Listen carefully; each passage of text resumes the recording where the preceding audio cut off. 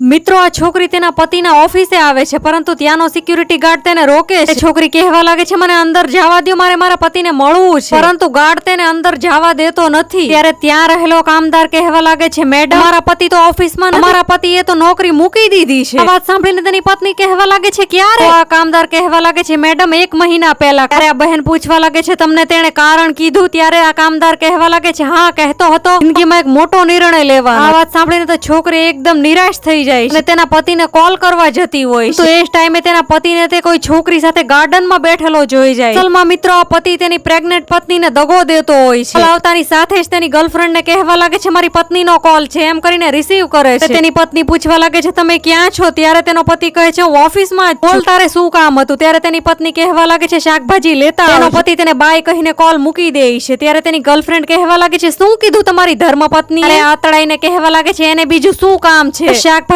મંગાવવું હતું. હું તો મારી બોરિંગ પત્નીથી કંટાળી ગયો. તેની ગર્લફ્રેન્ડ કહેવા લાગે છે, બેબી તમે બધી ઉપાધિ મૂકો, ચાલો આપણે થોડી ઘણી મસ્તી વાળી વાતો કરીએ. મિત્રો આ પુરુષે તેની પ્રેગ્નેન્ટ પત્નીનો જીવ બાળીને ખૂબ જ ખોટું કર્યું છે. જો તમે આ વાતમાં સહેમત હો તો વિડીયોને એક લાઈક આપી ચેનલને સબસ્ક્રાઇબ જરૂરથી કરી દેજો. પછી તો મિત્રો આ औरत તેના પતિ પાસે પહોંચી જાય છે ને કહેવા લાગે છે, વાહ તમારો ખેલ. એ વાત સાંભળીને તો તેનો પતિ ડરવા લાગે છે ને કહેવા લાગે છે, અમારી ઓફિસમાં કામ કરે છે અને ડિસ્કસ કરતા હતા. ત્યારે તેની પત્ની કહેવા લાગે છે, મને ખબર છે તમે કેવી ડિસ્કસ કરતા હતા. એ નથી જાણવું કે તમે મારી સાથે આવું શું કામ ને કર્યું. તમારે આવું જ કરવું હતું તો તમારે મને પહેલા જ કહી દેવું હતું. હું તમારી જિંદગીમાં જ ના આવે. મારી જ નહીં પરંતુ આપણા બાળકની પણ જિંદગી બરબાદ કરી છે. છોકરીને કહેવા લાગે છે, તને પણ જરાય શરમ ના આવે ઘર સંસાર બરબાદ કરતા? કહીને તેના પતિને કહેવા લાગે છે, તમારે મારાથી આઝાદી જોતી હતી ને, હવે હું તમને કાયમને માટે આઝાદ કરી દઉં છું. એમ કહીને મંગળસૂત્ર આપી દે છે ને તેના પિયરમાં જતી રહે છે.